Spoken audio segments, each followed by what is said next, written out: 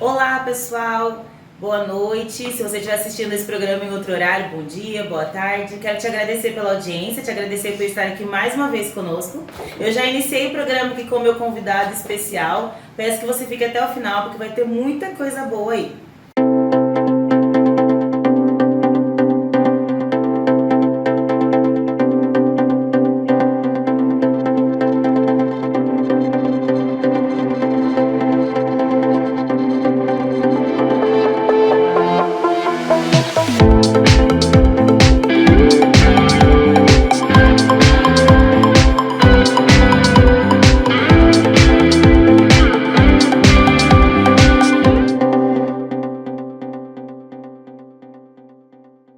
Hoje, no dia 3 de dezembro, é o dia estipulado pela ONU como o Dia da Pessoa com Deficiência, e eu chamei o Edson para contar um pouquinho pra gente da história dele. Eu queria começar então pedindo para você se apresentar e contar um pouquinho pra gente por que esse dia foi então escolhido, enfim, contar um pouquinho dessa história pra gente.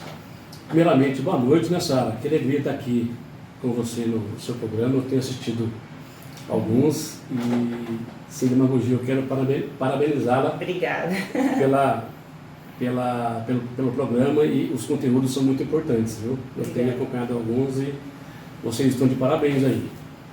Então, o dia 3 de dezembro foi estipulado pela ONU o Dia Internacional da Pessoa com Deficiência. Tivemos muitos avanços durante todo o tempo e não vou me ater aqui a datas, mas, se não me engano, no começo de 2000, 2001, 2002, no março de 2003, foi estipulado essa data. E a gente comemora, sabe, Sara? Porque a gente conseguiu quebrar alguns tabus, né? A pessoa com deficiência hoje é vista de outra maneira, graças a Deus. Não vou dizer para você que acabou alguns preconceitos, que a luta ainda é árdua, mas a gente, eu vejo que hoje a gente tem muito o que comemorar. Temos alguma luta? Temos, na questão peculiar do seu município, do seu estado, né? Até em nível federal, né? Mas eu acho que o saldo hoje é muito positivo, eu vejo com muita alegria essa data aí. E a ONU, ela estipulou essa data justamente por conta dos preconceitos, ou para que tivesse um olhar melhor para a pessoa com deficiência? O que você atribui a isso? O que você acredita que seja? Com certeza, com certeza. Em primeiro lugar, acho que vem o respeito, né? Sim, com certeza. A ONU traz uma data, de repente, em determinado local, né? Você pode ter um grupo de pessoas com deficiência numa manifestação, né? Você pode ter um grupo reivindicando algo específico, né? Depois a gente vai falar um pouquinho em nível do nosso município aqui em Guaratinguetá, no qual eu nasci e moro até hoje. Meus 59 anos vou fazer agora em janeiro, estou bem ainda. Mas, como eu falei no começo, né? eu vejo como data comemorativa, né? Hoje nós somos reconhecidos, nós temos um percentual que trabalha, nós temos um percentual que já constituiu família, se casou, né? Sempre falo isso nas minhas falas, nos meus grupos, nas minhas rodinhas, porque se você lembrar um pouquinho lá atrás, década de 80, 90, falava em decidir casar, achavam ser um absurdo, trabalhar, né? Então hoje a gente testemunha viva disso, que muita coisa mudou. Sim, tá? Com certeza. E conta um pouquinho da sua história então pra gente. Então, eu com 11 meses de idade, eu fui acometido por um vírus. Olha, eu já sou meio que herói, porque venci o vírus da polio. Sim. Eu sou sequelado de poliomielite, tenho uma deficiência no membro inferior esquerdo, na perna esquerda, deixou ela bem frágil, né? Não desenvolveu como a outra, né? E naquela época eu não consegui tomar as vacinas por conta da dificuldade quando chegava aqui no interior. E a minha mãe me conta que quando fomos tomar a primeira dose, eu estava com febre, né? E com febre não poderia se vacinar. E numa segunda oportunidade, a febre já estava altíssima, já era sintoma, já estava com alguma da sequela patologia. Foi quando meus pais correram para a capital e, segundo os profissionais de lá, os médicos, disseram que a corrida dos meus pais me salvou, porque muitas pessoas morreram naquela época. Você já é um milagre, então, Sim, por conta disso. E agora também estão vencendo a pandemia do coronavírus. Você viveu aí, né? 2 vezes, então. Duas Duas vezes. guerras contra a saúde mesmo, né? E é viral, né? É viral. E eu fico triste quando eu vejo algumas pessoas falarem contra a vacina, ou alguma coisa que não, né, contrária a isso. Eu até respeito a opinião de todo mundo, né? Quem sou eu? Agora, no que tange a questão da polio, quando você tiver seu filho, né, você vai ter que levá-lo até 5 anos de idade. Sim. Então, se você não crê na vacina e não leva o seu filho, que judiação, né? Quem vai sofrer as consequências, na verdade, é o seu filho. É a criança. Né? É a criança. A polio, especificamente, você tem que vacinar na infância mesmo. E né? aí, os pais têm a responsabilidade por aquela criança. Lógico, a criança não tem o poder de decisão. E aí, às vezes, um pai que é contra a vacina não sabe, não Essa pode é a minha integração. acarretar. Essa é a minha integração, né? Porque você adulto, entre aspas, é problema seu. Agora, criança, é a responsabilidade dos pais responsáveis. Né? É isso mesmo. Aí eu cresci, né? Aos 7 anos consegui entrar na escola, né? No primário, né? Minha mãe me levou na escola, se não me engano, os primeiros 6 meses ou 1 ano no colo, né? Descia uns 5 quarteirões para chegar na escola do meu bairro. Eu nasci na Nova Guará, no bairro do Guatinguetá, né?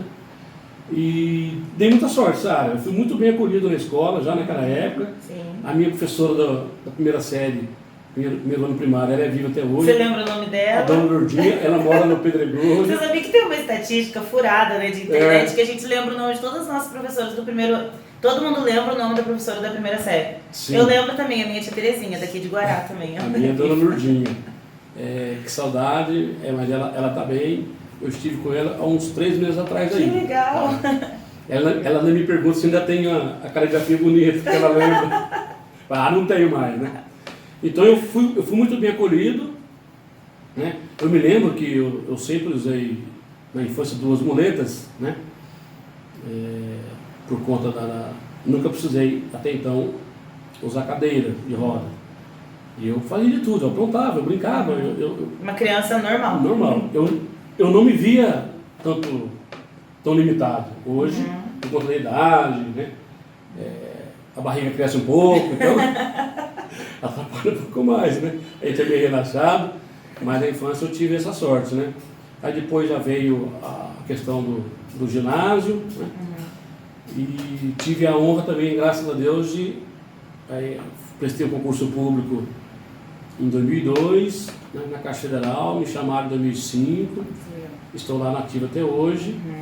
E em 2009, a empresa também abriu uma possibilidade de fazer um curso superior, né, nos ajudando a questão financeira, e eu me alegro muito com isso e sou muito grato a empresa me ajudar, eu também terminei meu curso superior. Muito então, legal. Isso é muito bom. Muito bom. Pudera todos e todos pudessem ter um curso superior, né? É verdade.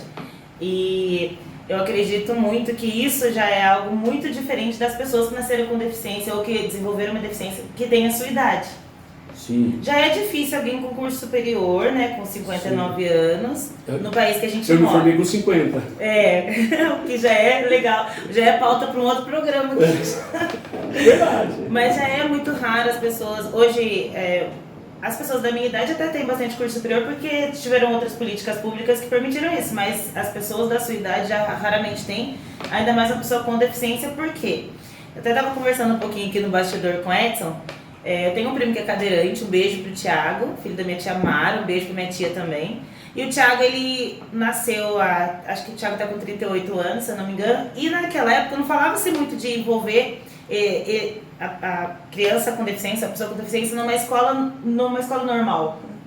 E aí ele acabou que não frequentou muito esses meios sociais, e ele é extremamente inteligente, porém ele tem algumas dificuldades por conta disso, como por exemplo a leitura, a escrita e etc. Então, para as pessoas que estão nos assistindo, né, independente da fase que você está de idade, né, se você tem alguma deficiência ou convive com alguém com deficiência, independente da idade, sempre é tempo de recomeçar, de tentar, de estudar. Eu acredito que hoje a gente tem muito mais informação do que tinha antigamente, né? Com certeza. Muito mais, né? Nem se compara. Mas então hoje a gente já sabe que não frequentar uma escola normal, às vezes pode até prejudicar as fases, né? Com certeza vai prejudicar a fase adulta, enfim. A criança, como a gente estava falando da vacina, é a mesma coisa, ela não tem essa responsabilidade, não responde por si, para ela ir para uma escola, falar, mamãe, eu quero ir para a escola, eu quero estudar numa escola, eu quero estudar, aprender, escrever, ter uma profissão, enfim. Além disso, a formação de família também, né? Porque ainda tem pais que deixam os filhos com deficiência ainda num ambiente de extrema proteção, e a superproteção impede muito dele avançar, né, Edson? Isso é muito O que não aconteceu com o Edson. Graças a Deus. Conta um pouquinho pra gente como que a sua mãe te criou. Quero mandar um beijo pra avó Tereza. Conta um pouquinho como ela te criou, enfim, pra gente ter um testemunho positivo aqui também, né, um depoimento. Minha mãe é algo, né? Falar de mãe até emociona, né? É meu maior patrimônio, né? Um dos, né? Mas então, Sara, eu queria falar um pouquinho, pra gente não perder a questão da história, né? Em alguns países, naqueles regimes malucos lá atrás, que não dá nem vontade de lembrar, né? Pessoas nascidas de deficiência matavam. Era crianças defeituosas, né? Com defeito, né? Como se fosse um objeto com defeito de fábrica. É isso mesmo. Você está numa linha de produção aí, fabricando pneus com uma montadora. Passa por um processo de avaliação, isso aqui não serve. A pessoa da qualidade analisou ali, não Mas deu. É um pneu, agora não estou falando de seres humanos, né? Exatamente. Então... Isso todo mundo que está assistindo a gente sabe disso. Mas porque isso são relatos da história, são retratos da história, e é importante a Alemanha tem muito isso, né? Entre outros, né? Então, eu gosto de salientar isso para ver o quanto que a gente evoluiu, né? Com certeza. Então, vamos lá na pergunta, né? O papel da família, o papel do responsável, né? Então, respeitando todos os tipos e modalidades de deficiência, isso é bom também, importante salientar, né? que você tem que preparar a criança, seja o filho, o sobrinho, o afilhado, né? O seu ente que você ajuda a cuidar, ajuda a criar, a crescer com você, no seu ambiente familiar, que você, no momento certo, é igual outra criança, mas você vai falar, você tem uma limitação, você tem uma dificuldade um pouco mais acentuada que o seu irmãozinho, o seu primo, isso não tem problema nenhum. Com certeza. O que você não pode é boicotá-lo de viver, exato. de brincar. Né? Exatamente. Eu, pra você ter uma ideia, eu quebrei minha perna 8 vezes. Eu brincava demais. É pra rir mesmo, eu chorei bastante. Imagino. Mas por quê? Porque eu queria jogar bola. Sim, criança como qualquer outra criança. Eu queria roubar manga, é chato falar, né? Mas emprestado, o vizinho tinha bastante, mas eles sempre nos davam. Fazendo tudo que... É mais legal pegar quando não avisou, né? É um absurdo, não é? Criança, né? Coisa de criança, né? Brincar de pega-pega, né? Sim. Eu jogava futebol, né? Eu machuquei muitas canelas de muitos colegas, com a muleta, usava muleta de ferro, né? Peguei muitos tombos. Aí aprendi a nadar, ir para o clube mais próximo. Aí eu tenho uma experiência interessante que eu gosto de falar sobre essa questão da importância de não ser tão super protetor aos pais, né? Porque olha só, isso diminuiu bastante. Mas eu conheci famílias, eu milito no nosso movimento há 35 anos. Sim, tá? Tem movimentos da AFCD, que muita gente conhece, Fraternidade de Pessoas com Deficiência, que a gente milita aí em nível nacional, e o movimento ele existe em nível internacional, né? Legal. Eu já participei em instâncias estaduais e tal, viajei um pouco alguns estados do Brasil, levando e trocando as nossas experiências para tentar amenizar a questão de acessibilidade, de direitos, né? A gente precisa discutir isso, né? Com certeza. Então, a gente abre um parênteses, a gente fica meio velho, depois esquece do que está falando, né? Mas a importância da liberdade e da superproteção, que isso um pouco atrapalha. Mas ainda tem gente, ainda estatisticamente, tem família que não gosta que fale esse termo, esconde o deficiente em casa. É isso mesmo. Por de repente ser uma deficiência pequena, ou por ser uma deficiência mental, que às vezes a pessoa com deficiência, com um determinado tipo de deficiência emocional, intelectual, né, ela não interage como os pais querem. Como eles desejariam, como a sociedade aceita melhor. Mas caramba! Né? Aí por isso eu vou trancar o cidadão ou a cidadã no quarto, né? Então o que eu quero contar, o que me trouxe para a vida, entre outros, né? Eu estava com 13 para 14 anos, estudava com um amigo aqui no Pedregulho e a esportiva, o time de futebol de Guará na época, tinha um time bom, ia jogar com a Ponte Preta, o time de Campinas. E eu queria muito nesse jogo. Só que começava às 9, 9h30 da noite. Não tinha carro, né? Não tinha estrutura, mas eu ia a pé. Mas eu queria ir para o jogo. Meu colega falou, se você dorme na minha casa, que é do lado do estádio praticamente. Certo, facilitaria muito. Meu amigo Vital, mora em Brasília hoje, Vital Júnior, da família Vasconcelos aí e tal. E o Vital falou, você dorme na minha casa. Falei, minha mãe pensou um segundo, falou, você pode, eu deixo. Isso que lá foi muito bom, né? A minha mãe podia, não tendo condições financeiras, mas fazer um esforço com a família, arrumar um dinheiro, pagar um táxi, arrumar alguém para levar ou ir com o Edson. Eu iria também, mas eu fui sozinho. Isso eu fui com o meu amigo, nossa, entendeu? Isso eu conto sempre, entre outros exemplos. Tá certo que ia me assar uma chuva lá por volta de 11h30, meia-noite, minha mãe se preocupou, arrumou aquela grana, arrumou um táxi. Quando eu saí do estádio, cheio de alegria e tal, minha mãe estava lá. Mas não tem problema, mas eu fui sozinho. Isso, certo. O meu amigo ficou um pouco triste de não dormir na casa dele, mas o objetivo foi alcançado e isso é muito importante, entendeu? Nossa, que exemplo bobo. Não é bobo. Não é bobo, é muito importante. Se minha mãe, de repente, eu já não morava mais com meu pai se separou, né? Mas minha mãe que respondia por mim. Se minha mãe me dissesse aquele dia, não, você não vai porque você não pode, por isso, por aquilo, de repente nós não estávamos conversando hoje. Com certeza. É mais ou menos isso. É até emocionante. Mas é fato. E quantas pessoas estão banidas disso, né? A gente sabe disso, infelizmente. Aí você perde um tempo realmente cronológico, um tempo na sua vida. Com certeza. Para você resgatar isso, o desgaste é maior. Com certeza. E Edson, eu queria falar com você um pouquinho sobre um assunto que eu acho que a gente precisa falar muito, não se fala muito por aí, tem às vezes umas discussões muito veladas, mas eu trabalhei 10 anos em RH. E nesses 10 anos, gente, para vocês que estão assistindo, vocês não têm ideia de como a gente precisa contratar pessoa com deficiência dentro das empresas. Quanto maior a empresa em número de funcionários, mais pessoas com deficiência a gente precisa contratar. E dentro da RH, nós temos a necessidade de contratação para a gente não pagar multa. Porém, Edson, eu fico muito chateada, porque eu percebo, e aí, gente, quem está me assistindo que trabalha em RH, se quiser comentar algo diferente do que eu estou falando, tá tudo bem, é a opinião de todo mundo. Sim. Mas o que eu vivi temos que contratar, porque senão a empresa vai ganhar multa. A gente não sabia, por mais esclarecidas que fôssemos, ninguém tinha entendimento suficiente para saber o porquê que eu tinha que contratar por cota, no sentido assim, poxa, se o Edson, super inteligente, esclarecido, pode entrar aqui como qualquer outro funcionário, por que eu vou contratar um grupo de pessoas com deficiência como se estivesse segmentando, enfim. E essa ignorância passa por muitas eu falo ignorância no sentido de falta de conhecimento, permeia muitas mentes dentro dos RHs. E quando nós íamos contratar, já participei de audiência, porque a empresa ganhava uma multa gigante por não contratar a quantidade suficiente, porque 2% na época era 2% de uma empresa com tantos funcionários, você imagina quanta gente a gente tinha que contratar. E aí, era muito triste, porque nós contratávamos a toque de caixa, então, por exemplo, contratar 200 pessoas com deficiência em um mês, e aí contratava, às vezes, colocava as pessoas em condições péssimas dentro das empresas, dentro do RH, enfim. E aí, Edson, eu queria que você, como uma pessoa concursada, esclarecida, estudada e deficiente, que explicasse pra gente um pouquinho disso, até para educar quem está assistindo.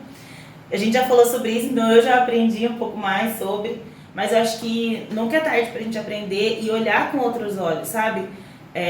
Não estou dizendo que são todas as empresas que só contratam porque tem medo de pagar multa, porém, gente, o que eu vivi era que a maioria das empresas que eu trabalhei contratavam dessa forma. Então, Sara, é uma pauta muito interessante, importante e pertinente até hoje. Então, o que aconteceu? Né? Você, enquanto cidadã, você pega o seu carro, você vai dirigir, vai pegar a Dutra, você põe seu cinto de segurança, lógico. Sim. Né? Para quê? Para te proteger, concorda? Sim, concordo. Né? Tem gente que se não multasse ele não colocava o cinto. Então, nós vivemos num país assim. Exatamente. Infelizmente. Estamos evoluindo? Sei que sim. Espero que evoluamos mais, né? Evoluamos mais.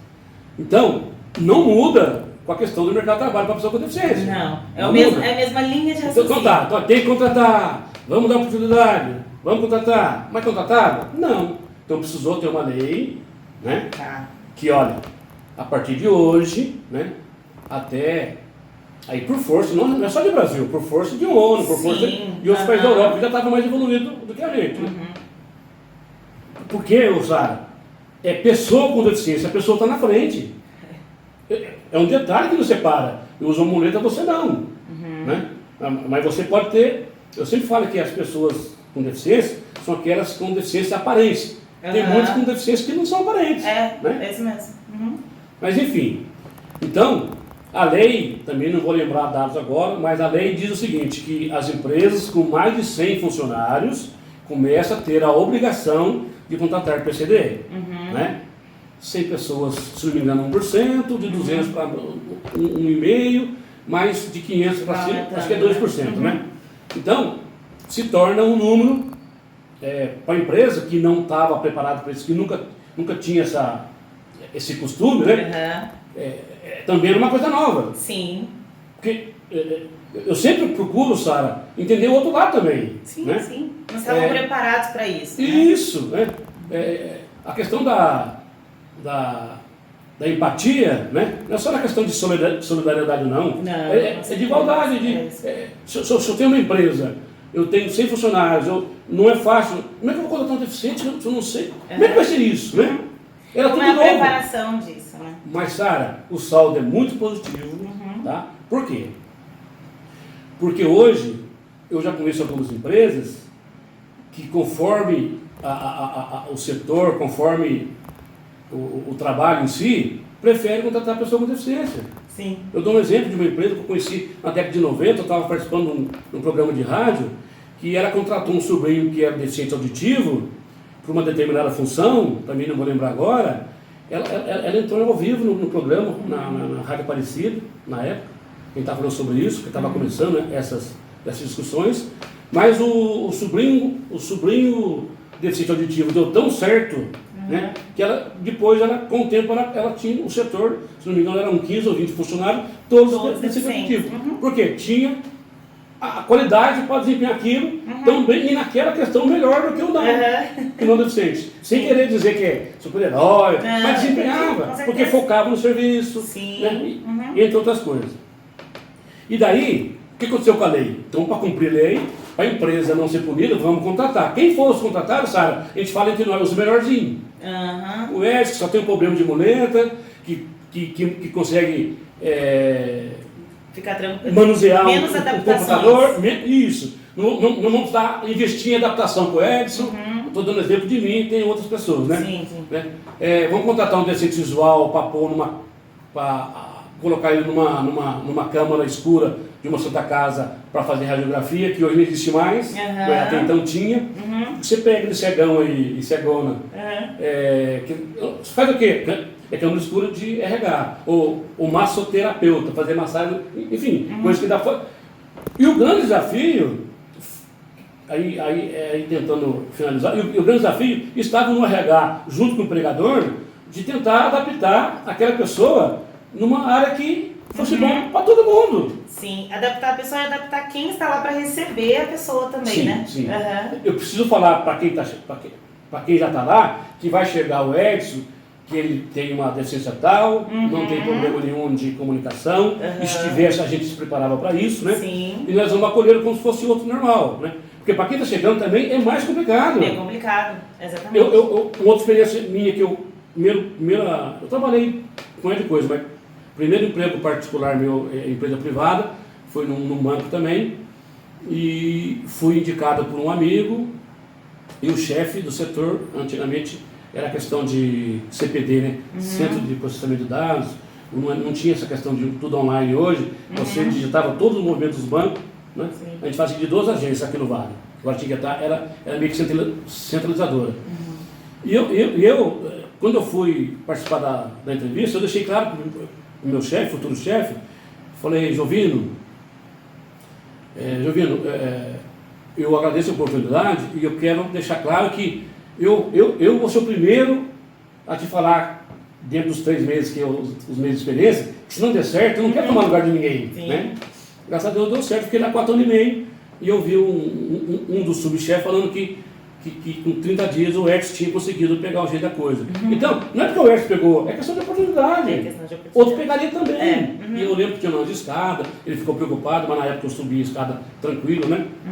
Então, assim, hoje, Sara, eu conheço alguns relatos e a coisa evoluiu bastante, as pessoas foram estudar e se formar, né?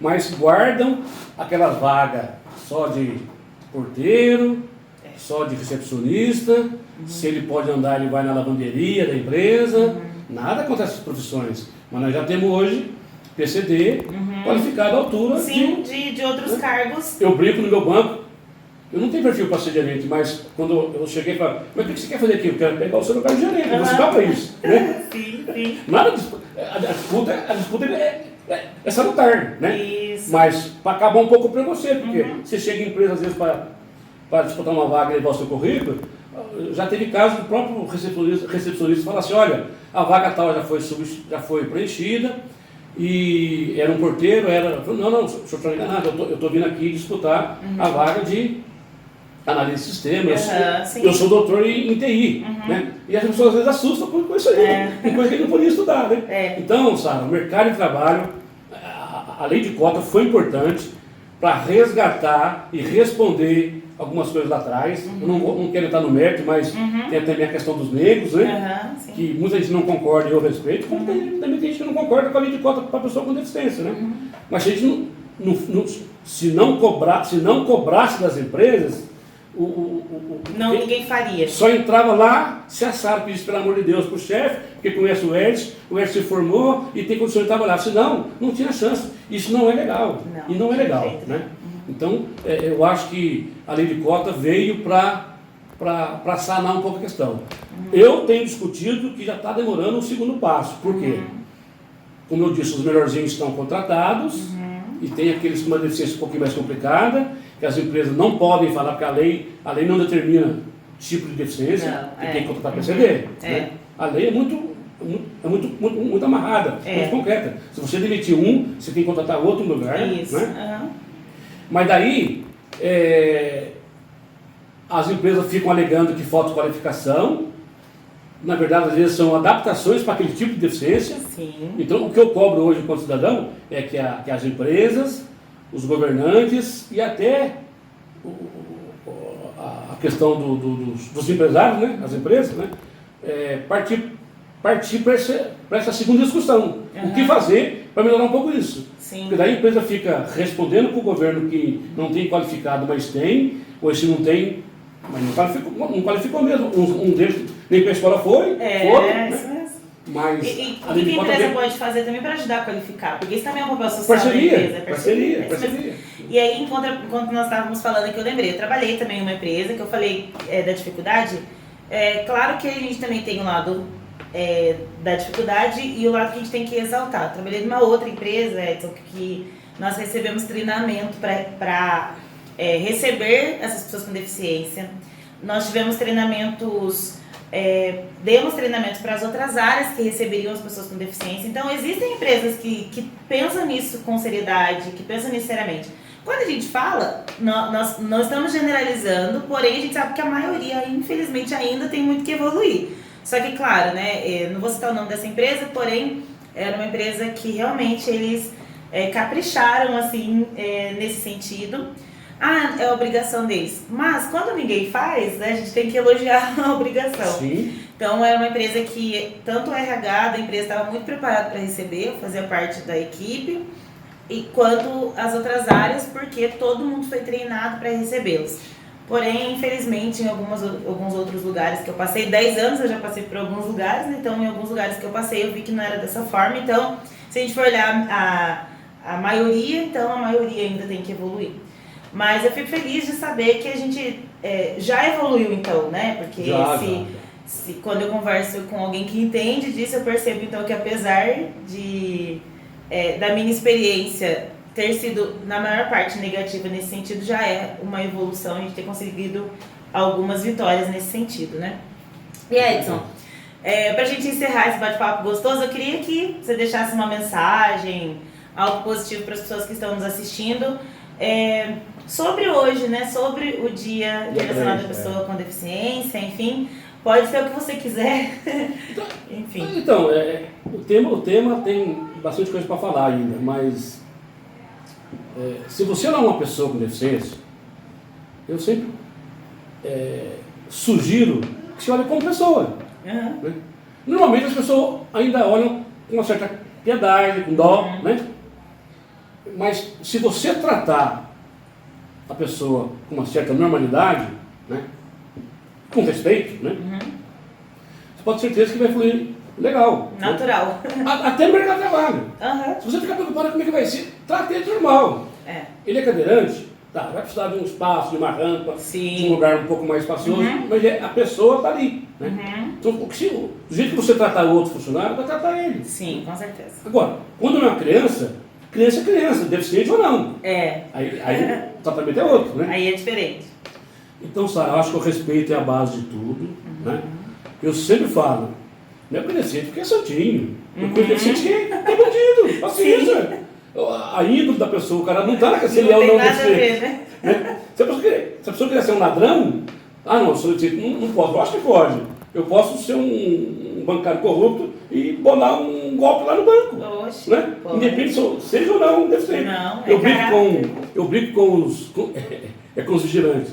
Todo funcionário, para entrar naquela porta giratória, questão de segurança, mesmo sendo funcionário, tem que deixar os metais, o celular ali, né? Para a porta travar, né?